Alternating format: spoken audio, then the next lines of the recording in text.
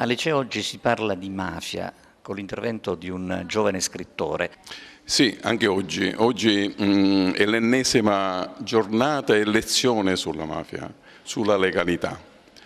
Perché sulla legalità e sulla mafia? Oggi in maniera particolare c'è questo scrittore Elia Minari che parla proprio di organizzazione organizzata, organizzazione a delinquere.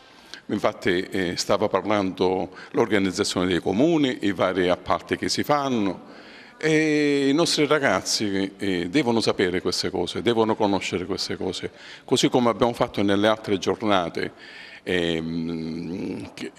sempre sul tema della legalità. Anche oggi avranno questo input per capire, per sapere, per conoscere. Da oltre 5 anni questo giovane ha cominciato a guardarsi attorno, assieme ad altri siciliani, alcuni di Agrigento e di Raffadali, che hanno cominciato a denunziare la presenza di imprenditori mafiosi a Bologna, a Ferrara, a Mantova, a Reggio Emilia.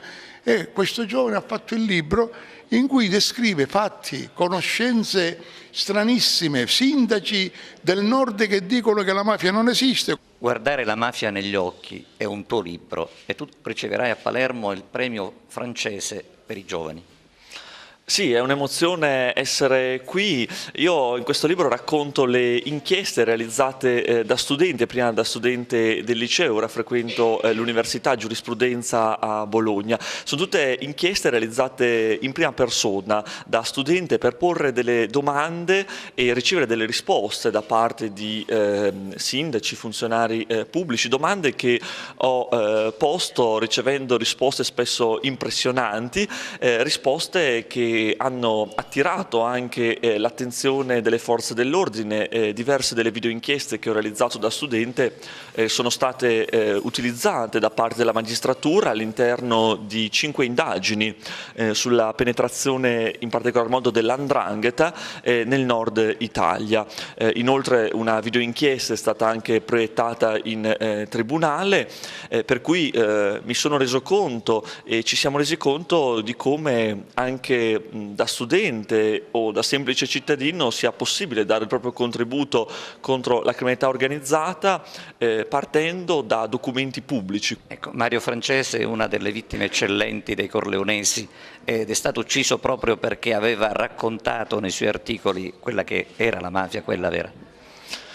È davvero un privilegio, spero di essere all'altezza di questo riconoscimento dal nome così prestigioso, perché sarà un'emozione ritirare questo premio a Palermo il 2 maggio, perché credo davvero che abbia un significato profondo questo riconoscimento, che però è anche una spinta a continuare ad approfondire. Purtroppo nel nord Italia ci sono state molte difficoltà nel parlare di questi temi.